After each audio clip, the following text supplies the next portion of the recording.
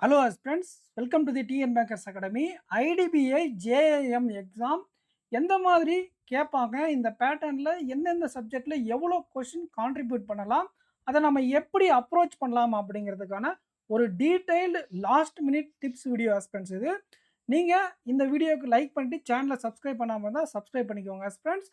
நம்ம TN bankers academy ஆப்பில் மெயின்ஸுக்கான batch போயிட்டுருக்கு. பர்ச்சேஸ் பண்ணாதான் பர்ச்சேஸ் பண்ணிக்கோங்க. ஏகே அண்ட் வெனம் சார் சேர்ந்து கொண்டு போயிட்டுருக்கோம். வாங்க நம்ம டேரெக்டாக வீடியோக்குள்ளே போயிடலாம். லைக் பண்ணாதுங்க, லைக் பண்ணிவிட்டு பாருங்கள்.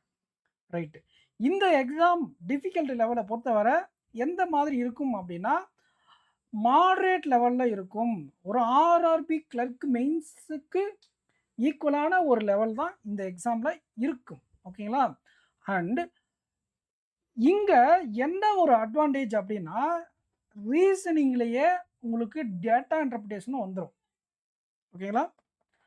அதனால் நீங்கள் இந்த செக்ஷனில் எந்த அளவுக்கு ஏதாச்சும் ஒரு வீக்னஸ் இருக்குது அப்படின்னா, இப்போ ரீசனிங்கில் இன்புட் அவுட்புட் கேட்டிருக்காங்கன்னா அதை விட்டுட்டு டிஐக்கு நீங்கள் போகலாம். இல்லை உங்களுக்கு டிஐ கஷ்டமாக இருக்குன்னா பசிலுக்குள்ளே போயிடலாம். ஸோ அதிகமான கான்ட்ரிபியூஷன் நீங்கள் பசிலுக்கு தான் இருக்கும். யாரெல்லாம் பசில் ஸ்ட்ராங்காக இருக்கீங்களோ அவங்களுக்கு இந்த எக்ஸாம் கிராக் பண்ணுறது ரொம்ப ரொம்ப ஈஸி. பசில் ப்ளஸ் டிஐலேயே இந்த 60 கொஸ்டினில் ஒரு 75% மேலே இந்த பசில் ப்ளஸ் டிஐயே உங்களுக்கு கவர் பண்ணிடும். அதை நான் டீட்டெயிலாக உங்களுக்கு கொடுக்குறேன், அந்த ஸ்பிளிட் அப் அது ப்ரீவியஸ் டைமில் என்ன கேட்டிருந்தாங்க அப்படின்ட்டு. அப்போது டிஏ இங்கே வந்துருச்சுன்னா ஆப்டிடியூடில் என்ன சார் வரும் அப்படின்னா, நமக்கு ஸ்பீட் மேக்ஸ் இருக்கு இல்லையா? ஸ்பீட் மேக்ஸ்னா சிம்பிளிஃபிகேஷன் கேட்க மாட்டாங்க, அப்ராக்சிமேஷன் கேட்பாங்க. குவாட்ராட்டிக் ஈக்குவேஷன்ஸ், அதுக்கப்புறம் வந்து பார்த்தீங்கன்னா நம்பர் சீரியஸ் இல்லைனா ராங் நம்பர் எதனா ஒன்று கேட்பாங்க.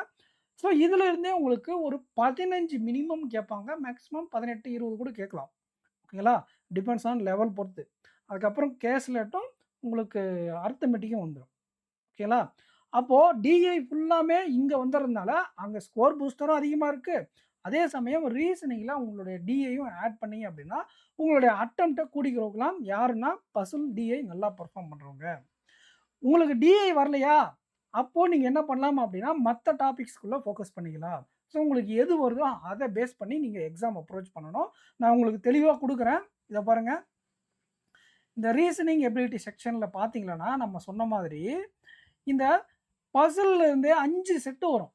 5 சில நேரம் 6 கூட வந்துடும் இதுலேருந்தே. ஓகேங்களா? ஸோ அப்போ இதில் எவ்வளோக்கு எவ்வளோ ஸ்பீடாக சால்வ் பண்ணுறோமோ அவ்வளோக்கு அவ்வளோ ரொம்ப முக்கியம். நம்ம வந்து நான் ஒரு டைம் இதில் வந்து போயிட்டு ஒரு பக்கத்தில் போயிடுச்சு, எனக்கு அது லாஸ்ட் அட்டெம்ப்டாக இருந்தது. அப்போ அது என்ன ஆச்சு அப்படின்னா ஏஜஸ்ன்னு ஒரு பசில் இருக்கும். இயர் பேஸ்டு பசில், ஏஜஸ் கிடையாது. இதான் இங்கே இருக்கு பாருங்கள். இந்த இயர் பேஸ்டு பசிலில் நிறைய நேரம் நான் எடுத்துட்டேன். ஆனால் அதை நான் எடுக்காமல் இன்னொரு டிஐ, ஒரு டிஐ போட்டுட்டு இன்னொரு டிஐக்கும் சேர்த்து டைம் கொடுத்து அதை போட்டுருந்தோம்னா எனக்கு 1.5 மார்க்லேயோ 2 மார்க்லேயோ தான் போச்சு. அதை போட்டிருந்தா எனக்கு கன்ஃபார்மாக நான் செலக்ட் ஆகிருக்க வாய்ப்புகள் அதிகம். ஓகேங்களா? அது இந்த ஜேம் எக்ஸாம் கிடையாது, அப்போ எக்ஸிக்யூட்டிவ் எக்ஸாம் இருந்துச்சு. எக்ஸாம் லெவல்லாம் சேம் தான், அது இன்டர்வியூலாம் இல்லை. அப்போது நம்ம எந்த ஒரு அந்த 5 பசில் இருக்கா, நீங்கள் 4 தான் அட்டன் பண்ணுறீங்க அப்படின்னா எந்த பசிலை நீங்கள் ஸ்கிப் பண்ணணும் அப்படிங்கிற ஐடியா உங்களுக்கு இருக்கணும். நீங்கள் நல்லா பசில் சால்வ் பண்ணக்கூடிய ஆளாக இருந்தால் 5 பசிலுமே சால்வ் பண்ணிடணும். புரியுதுங்களா? ஸோ இதுதான் இந்த லாஜிக்கல் ரீசனிங்கில் இருக்கக்கூடிய பேட்டர்ன். பசிலும் டிஐயும் சேர்ந்து உங்களுக்கு நிறைய கான்ட்ரிபியூட் பண்ணும். ஒரு கேஸ்லெட்டும் வந்திருக்கு. ஸோ இங்கே ஒரு 15 மார்க், இங்கே ஒரு 25 மார்க். 15ம் 25ம் 40 மார்க். உங்களுக்கு 60ல் 40 இங்கேயே வந்துருச்சு. அதுக்கப்புறம் உங்களுக்கு மிஷின் இன்புட் அவுட்புட்டுக்கு அதில் 5 மார்க் எடுத்துரும். ஸோ இதை நீங்கள் ஒரு டைமுக்கு 2 டைம் யோசிக்கலாம். அட்டன் பண்ணலாமா வேண்டாமா? கேட்டிருக்கக்கூடிய பேட்டர்ன் ஈஸியா மாடரேட்டா அப்படின்ட்டு. ஏன்னா இதை தாண்டி உங்களுக்கு சிலாஜிசமோ இல்லை பிளட் ரிலேஷனோ கோடிங் டிகோடிங்கோ அந்த மாதிரி டாபிக்ஸ்ல இருந்தும் சில நேரங்களில் என்ன பண்ணுவாங்கன்னா ஒரு 8லேருந்து 10 கொஸ்டின்ஸ் கேட்பாங்க. இந்த மிஸ்லேனியஸ்லாம் அதில் வந்திருக்கும். ஓகேங்களா? மிஸ்லேனியஸ்லாம் 1 மார்க் கொஸ்டின்ஸ் வரும். இந்த மாதிரி சில டைரக்ஷன் அந்த மாதிரி கூட வரும். ஓகேங்களா? ஸோ நீங்கள் என்ன பண்ணலாம் அப்படின்னா எந்த பசில், ஏதாச்சும் ஒரு பசில் ஸ்கிப் பண்ணலாம் அப்படிங்கிற ஐடியாவில் இருக்கீங்கன்னா எந்த பசில் ஸ்கிப் பண்ணுறீங்க, எதை சூஸ் பண்ணுறீங்கன்றது கிளாரிட்டி இருக்கணும். கேஸ்லெட் அட்டன் பண்ணலாமா, இல்லை அதை விட்டுட்டு சிங்கிள் மார்க்கில் இருக்கக்கூடிய சிலாஜிசமோ இல்லை அந்த மாதிரி இல்லை டைரக்ஷனோ அந்த மாதிரி போகிறீங்களா அப்படிங்கிற கிளாரிட்டி உங்களுக்கு இருக்கணும். ஓகேங்களா? இதுக்கு வந்து உங்களுக்கு செக்ஷனல் டைமிங் இருக்கிறதுனால 60 கொஸ்டினுமே அட்டன் பண்ணுறதோ விட 60 கொஸ்டின் அப்படியே ஃப்ளோவாக போகிறத விட பர்ஃபெக்டாக இது நமக்கு தேவை, இது நமக்கு தேவையில்லை அப்படிங்கிறத நீங்கள் உங்களுடைய ஸ்ட்ரென்த்துக்கு தகுந்த மாதிரி நீங்கள் டிசைட் பண்ணிக்கோங்க. 5 பசில்ஸ் இருக்கலாம், 2 டிஏ இருக்கலாம், ஒரு கேஸ்லெட் இருக்கலாம். ரிமைனிங் இருக்கிறதுலலாம் உங்களுக்கு data sufficiency, critical reasoning, syllogism, direction, blood relation இந்த மாரி கலந்து வரும். ஸோ இதுலேருந்து ஒரு எவ்வளோ மார்க்னா, ஒரு 40 மார்க் வந்து டிஏ பசில்லேருந்து வந்துரும். மீதி இருக்கக்கூடிய 20 கலந்து வரும். ஸோ நீங்க இதில அ டிஏயும் டிஏ ஃபுல்லா அட்டெண்ட் பண்ணலாம். உங்களுடைய நல்ல கால்குலேஷன் ஸ்பீடு இருந்தா. அதில கேல்குலேட் ஸ்கிப் பண்ணுறதுலயும் சரி, இல்ல கேல்குலேட் ஈஸியா இருந்தா அத சூஸ் பண்ணிட்டு வேற பசிலோ இல்ல இன்புட், அவுட்புட் இந்த மாரி கொஸ்டின்ஸ ஸ்கிப் பண்றதுலயும் சரி, நீங்க கவனமா இருந்தா இதில நல்ல ஸ்கோர் பண்ணிடலாம். இதுக்கு அடுத்து இருக்கக்கூடிய சப்ஜெக்ட் வந்து பார்த்தீங்கன்னா, இங்கிலீஷ். நம்ம இங்கிலீஷ நம்ம அப்புறமா லாஸ்ட்ல பார்க்கலாம். அதுக்கு முன்னாடி ஆப்டிட்யூட் பார்க்கலாம். ஓகேங்களா? ஆப்டிட்யூட் செக்ஷன்ல நான் மாத்தி சொல்லிட்டேன். கேஸ்லெட் இங்க வராது. அங்கேயே வந்துரும். அதுக்கு பதிலா டேட்டா சஃபிஷியன்சி இருக்கும். மிஸ்ஸிங் நம்பர் ஓகேங்களா? மிஸ்ஸிங் நம்பர் குவாட்ராட்டிக் சிம்ப்ளிஃபிகேஷன்ல இருந்து 19 மார்க் கேட்டிருக்காங்க. இந்த மிஸ்ஸிங் நம்பர் தான் வரணும்னு அவசியம் இல்ல. அங்க ராங் நம்பர் கூட வர வாய்ப்புகள் இருக்கு. அப்போ இதுல இருந்தே உங்களுக்கு என்ன பண்ணிடுறாங்க, 15லேருந்து 20 கொஸ்டின் வர இன் பிட்வீன்ல ஏதோ ஒரு கொஸ்டின் ஸ்கோர் பூஸ்டர்ல இருந்தே வந்துருது. அதுக்கப்புறம் நீங்க போகக்கூடிய டாபிக் ஒன்லி அரித்மெட்டிக். பாதி அரித்மெட்டிக், பாதி உங்களுக்கு வந்து பார்த்தீங்கன்னா ஸ்பீட் பூஸ்டர்ன்ற மாதிரி. சில நேரங்களில் 15 கொஸ்டின் ஸ்பீட் பூஸ்டரும், மீதி ஃபுல்லாமே அரித்மெட்டிக் அண்ட் அத பேஸ் பண்ண டேட்டா சஃபிஷியன்சி. அப்படி இல்லன்னா குவான்டிட்டி 1, குவான்டிட்டி 2ன்னு டேட்டா சஃபிஷியன்சி இன்னொரு மறுவியாசத்துல குவான்டிட்டி 1, குவான்டிட்டி 2ன்னு கேட்பாங்க. இதுல 40 கொஸ்டின் இருக்கு. இந்த 40 கொஸ்டினுமே டார்கெட் பண்ணணும்னு அவசியம் இல்ல. ஸ்கோர் பூஸ்டர்லயே உங்களுக்கு 15லேருந்து 18, 20 மார்க் வந்துருதா? அத ஃபர்ஸ்ட் அட்டெண்ட் பண்ணுங்க. அட்டெண்ட் பண்ணிட்டு செலக்ட் பண்ணுங்க. அரித்மெட்டிக் கொஸ்டின்ஸ்ல எடுத்த உடனே கிடைக்கிறதெல்லாம் அட்டெண்ட் பண்ணாதீங்க. உங்களுக்கு எது நல்லா வருமோ அத அட்டெண்ட் பண்ணுங்க. செலக்டிவா அட்டெண்ட் பண்ணுங்க. ஸோ அதெல்லாம் இப்படி செலக்டிவா நீங்க அரித்மெட்டிக்கும், அதுக்கப்புறம் செலக்டிவா டேட்டா சஃபிஷியன்சியும் அட்டெண்ட் பண்றதுனால என்ன நடக்கும் அப்படின்னா, உங்களுக்கு நீங்க எடுக்கக்கூடிய சம்ம கரெக்ட்டா அட்டெண்ட் பண்ணிருவீங்க.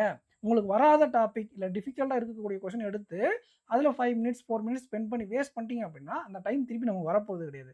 அதனால நமக்கு தெரிஞ்ச கொஸ்டின் மட்டும் அட்டெண்ட் பண்ணீங்க அப்படின்னா, இந்த ஸ்பீட் பூஸ்டரோட சேர்ந்து நீங்க அட்டெண்ட் பண்ணக்கூடிய 5 கொஸ்டினோ, 8 கொஸ்டினோ என்ன ஆகும்? 2ம் ஆட் ஆகி உங்களுக்கு ஒரு சூப்பரான அட்டெம்ப்ட்ட உங்களுக்கு குவான்டிட்டிவ் ஆப்டிட்யூட்ல குடுக்கும். ஆல்ரெடி டிஐல இந்த டிஐ எடுத்து ரீசனிங்ல வச்சிருக்கிறதுனால, உங்களுக்கு ஸ்கோர் பண்றதுக்கான ஆப்பர்ச்சுனிட்டி கம்மியா தான் இருக்கு. அதுலயும் ஸ்பீட் பூஸ்டர் அட்டெண்ட் பண்ணிட்டு, மீதி இருக்கக்கூடிய இதுல அரித்மெட்டிக். அந்த அரித்மெட்டிக்ல எந்தெந்த கொஸ்டின் நீங்க அட்டெண்ட் பண்றீங்க அப்படிங்கிறது தான் ரொம்ப கீயே. உங்களுக்கு தெரியும். ஒரு ஒரு சில கொஸ்டின்ஸ் எல்லாம் பார்த்தாலே தெரியும், இந்த கொஸ்டின் அட்டெண்ட் பண்ண முடியாது அப்படின்ட்டு. அத நீங்க அட்டெண்ட் பண்ணாதீங்க. ஒரு சில கொஸ்டின்ஸ் எல்லாம் இது ரொம்ப ஈஸி அப்படிங்கிறது உங்களுக்கு தெரியும். பிராக்டிஸ் பண்ணியிருப்பீங்க. அதுக்கு தகுந்த மாரி சூஸ் பண்ணி அட்டெண்ட் பண்ணுங்க. அண்ட் லாஸ்ட்டா உங்களுக்கு இருக்கக்கூடியது இங்கிலீஷ் செக்ஷன். இதுக்கு அப்புறம் ஒரு செக்ஷன் இருக்கு. அதுல எப்படி வரும்னு சொல்றேன். இந்த இங்கிலீஷ் செக்ஷன்ல ஆர்சி நெறைய ரோல் ப்ளே பண்ணலாம். இருந்தாலும் அதுக்கு முன்னாடி நமக்கு சென்டென்ஸ் ரீஅரேஞ்ச்மென்ட் ஓகேங்களா? பேரா ஜம்பிள் இல்லாம இந்த மாரி சென்டென்ஸ் ரீஅரேஞ்ச்மென்ட்டா வரும்போது நம்ம என்ன பண்ணிடணும் அப்படின்னா, அத நம்ம யுட்டிலைஸ் பண்ணி 4 அவுட் ஆஃப் 4 எடுத்துக்கணும். பேரா ஜம்பிள் கேட்குறாங்கன்னா, ஃபர்ஸ்ட் எடுத்த உடனே பேரா ஜம்பிள் அட்டெம்ப்ட் பண்ண வேண்டாம். அதுக்கு முன்னாடி இந்த word swap, column based question இல்ல உங்களுக்கு வேற சில score booster, fillers, cloze test இதெல்லாம் நீங்க அட்டெம்ப்ட் பண்ணுங்க.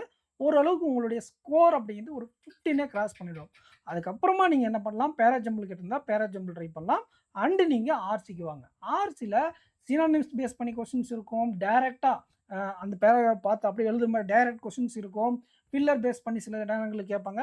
இந்த மாதிரி இந்த 18 கொஸ்டின்ல ஒரு 8லிருந்து 7லிருந்து 8 கொஸ்டின் இந்த மாரி சினோனிம்ஸ், டைரக்ட் கொஸ்டின், ஃபில்லர் அந்த மாரி வந்துரும். மீதி இருக்கக்கூடிய 10 கொஸ்டின்ல ஒரு 4, 5 கொஸ்டின் யோசிக்கிற மாரி இருக்கும். ஒரு 4, 5 கொஸ்டின் கஷ்டமா இருக்கும்.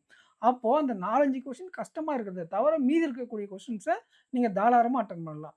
இல்ல உங்களுக்கு ரீடிங் ரொம்ப நல்லா வரும் அப்படின்னா, பேராகிராஃப் ஃபுல்லா ரீடிங் பண்ணி நீங்க ஆர்சி அட்டெண்ட் பண்ணீங்க அப்படின்னா, அத கண்டிப்பா யுட்டிலைஸ் பண்ணிக்கோங்க. ஆனா இத விட ஈஸியான கொஸ்டின்ஸும் உள்ள எக்ஸாம் ஹாலுக்குள்ள இருக்கும்.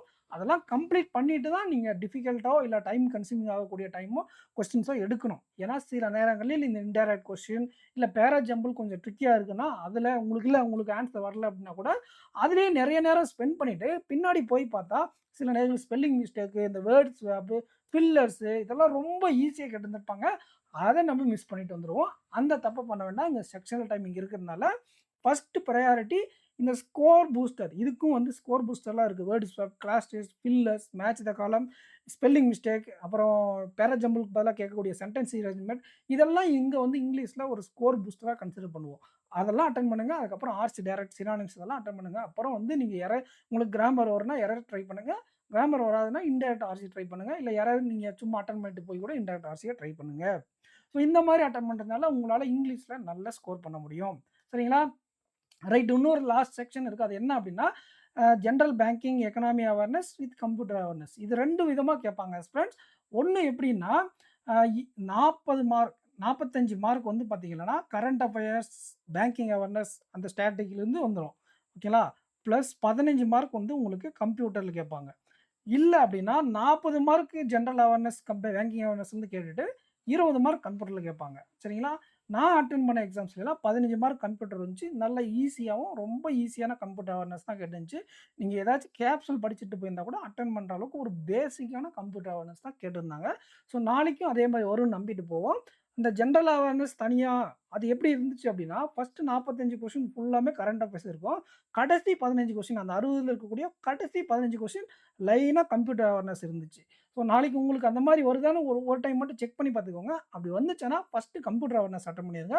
அதுக்கப்புறம் நீங்க ஜெனரல் அவேர்னஸ் அட்டெண்ட் பண்ணலாம். ஸோ இந்த மாதிரி நீங்க எக்ஸாம் அப்ரோச் பண்ணுங்க. என்னென்னது திருப்பி இன்னொரு டைம் சொல்றேன் பாருங்க.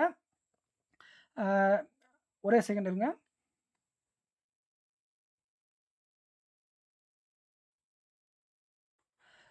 நீங்க நாளைக்கு ஐடிபிஐ ஜேஎம் எக்ஸாம் எழுத போறீங்க அப்படின்னா, அ லாஜிக்கல் ரீசனிங்ல டிஐ பிளஸ் பசில்லேயே உங்களுக்கு எவ்வளோ கொஸ்டின் வந்துரும் அப்படின்னு பார்த்தா, 40 கொஸ்டின்ஸ் கேட்டா அதுல 2 வந்துரும்.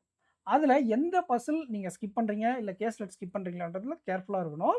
அதுக்கு அடுத்து நீங்க போகக்கூடிய டாபிக் இந்த பார்த்தீங்கன்னா, கிரிட்டிக்கல் ரீசனிங், டேட்டா சஃபிஷியன்சி, அப்புறம் இந்த ஸ்கோர் பூஸ்டர் இருக்கு இல்லையா? சிலாஜிசம், இன்இக்வாலிட்டி அதுலேருந்து ஏதாச்சும் சில கொஸ்டின்ஸ் கேட்பாங்க. ஸோ அந்த மாரி போவீங்க. அதுல வந்து பார்த்தீங்கன்னா, கிரிட்டிக்கல் லிசனிங் அட்டெண்ட் பண்ணலாமா? இல்ல இன்புட், அவுட்புட் போலாமா? அப்படிங்கிறதுல நீங்க கிளாரிட்டியோட இருக்கணும். ஸோ கண்டிப்பா இந்த 40 நிமிஷத்த எப்படி எஃபெக்டிவா யுட்டிலைஸ் பண்ணலாம் அப்படிங்கிறதுல ரொம்ப முக்கியமா இருக்கணும். ஒரு பசில் ஸ்கிப் பண்றீங்கன்னா, அது எது கஷ்டமா இருக்குதோ அத பார்த்து ஸ்கிப் பண்ணணும். கேஸ்லெட் ஈஸியா இருந்தா ட்ரை பண்ணுங்க. கஷ்டமா இருந்தா ஸ்கிப் பண்ணிட்டு வேற ட்ரை பண்ணுங்க. ஏன்னா, உங்களுக்கு 40 நிமிஷம் தான் இருக்கு. நீங்க ஃபுல்லா 60மே அட்டெண்ட் பண்றது ரொம்ப ரேரான ஆஸ்பிரண்ட்ஸ் தான் அட்டெண்ட் பண்ணுவாங்க. சரிங்களா? கரெக்ட்டா 40 நிமிஷத்துக்கு பிளான் பண்ணி அடிங்க. அடுத்து வந்து பார்த்தீங்கன்னா, ஆப்டிட்யூட் செக்ஷன்ல உங்களுக்கு ஸ்கோர் பூஸ்டர்லேருந்து 15லேருந்து 20 மார்க் வரப்போது. மீதி ஃபுல்லா அரித்மெடிக் தான் இருக்க போது. அரித்மெடிக்ல எந்த டாபிக் உங்களுக்கு வருமோ, அத ஃபர்ஸ்ட் அட்டெம்ப்ட் பண்ணுங்க. எந்த டாபிக்ஸ் ஈஸியா கேட்டிருக்கோ, அத ஃபர்ஸ்ட் அட்டெம்ப்ட் பண்ணுங்க. அதுக்கப்புறம் கொஞ்சம் கஷ்டமா கேட்டிருக்குது, இல்ல உங்களுக்கு அவ்வளோ பழக்கம் இல்லாத டாபிக்லேருந்து எடுத்து அட்டெம்ப்ட் பண்ணுங்க. ஏன்னா, இதுக்கு 35 நிமிஷம் இருக்கு. அதனால அந்த 35 நிமிஷத்த நம்ம எஃபெக்டிவா யுட்டிலைஸ் பண்ணணும். இங்கிலீஷ் செக்ஷன பொறுத்தவரை score booster, words of maths இதெல்லாம் அந்த பில்லர், கிளாஸ் டெஸ்ட் இதெல்லாம் அட்டெண்ட் பண்ணிருங்க. அப்புறம் பேரா ஜம்பிள் ட்ரை பண்ணி பாருங்க. ஃபர்ஸ்ட் கிளாஸ் சென்டென்ஸ் ஆச்சு அட்லீஸ்ட் அட்டெண்ட் பண்ணுங்க. நல்லா வந்துருச்சு அப்படின்னா 5 கொஸ்டின் அட்டெண்ட் பண்ணிட்டு, ஆர்சி டைரக்ட் கொஸ்டின், அதுக்கப்புறம் கிராமர், அப்புறம் ஆர்சி இன்டைரக்ட். இல்ல ஆர்சி முடிச்சுட்டு கிராமர், இல்ல கிராமர் முடிச்சுட்டு ஆர்சி. உங்களுடைய ஸ்ட்ரென்த்துக்கு தகுந்த மாரி லாஸ்ட் ஆர்சியும், கிராமரும் வச்சுக்கோங்க. அதுக்கப்புறம் வந்து பார்த்தீங்கன்னா, general awareness, computer awareness. Computer awareness லைனா ஆர்டரா குடுத்துருக்காங்க அப்படின்னா, எய்தர் ஃபர்ஸ்ட் இல்ல லாஸ்ட்ல குடுத்துருப்பாங்க. லாஸ்ட்ல அப்படி ஆர்டரா இருக்கு அப்படின்னா, கடைசி 15, 20 கொஸ்டின் தான் அது இருக்கும். அத அட்டெண்ட் பண்ணிட்டு, அதுக்கப்புறம் ஜெனரல் அவேர்னஸ் அட்டெண்ட் பண்ணுங்க. இல்ல மிக்ஸ்டா வருதுங்க சார் அப்படின்னாக்கல, ஒண்ணும் பிரச்சனை கிடையாது. அப்படியே அட்டெண்ட் பண்ணிடுவாங்க. ஒரு டைம் செக் பண்ணிக்கோங்க ஜெனரல் அவேர்னஸ் ஸ்டார்ட் பண்ணதுக்கு முன்னாடி. அப்படி கம்ப்யூட்டர் அவேர்னஸ் லைனா இருந்தா, நீங்க கம்ப்யூட்டர் ஸ்ட்ராங்னா கம்ப்யூட்டர் அட்டெண்ட் பண்ணிட்டு, அதுக்கப்புறம் ஜெனரல் அவேர்னஸ் போங்க. இதுதான் ஆஸ்பிரண்ட்ஸ் லாஸ்ட் மினிட் டிப்ஸ். இந்த வீடியோ உங்களுக்கு யூஸ்ஃபுல்லா இருந்தா, வீடியோக்கு லைக் பண்ணிட்டு, சேனல சப்ஸ்கிரைப் பண்ணிக்கோங்க. வீடியோ கமெண்ட் செக்ஷன்ல கமெண்ட் பண்ணிட்டு போங்க. உங்களுக்கு மெயின்ஸ் பேக் வேணும் அப்படின்னா, டிஎன் பேக்கர்ஸ் அகாடமி ஆப்ப டவுன்லோட் பண்ணி மெயின்ஸ் பேட்ச் பர்ச்சேஸ் பண்ணிக்கோங்க. ஏகே வேணும் சார் சேர்ந்து கொண்டு போயிட்டுருக்கோம். நெக்ஸ்ட் டெவலப்மென்ட் பண்ணலாம். Thank you.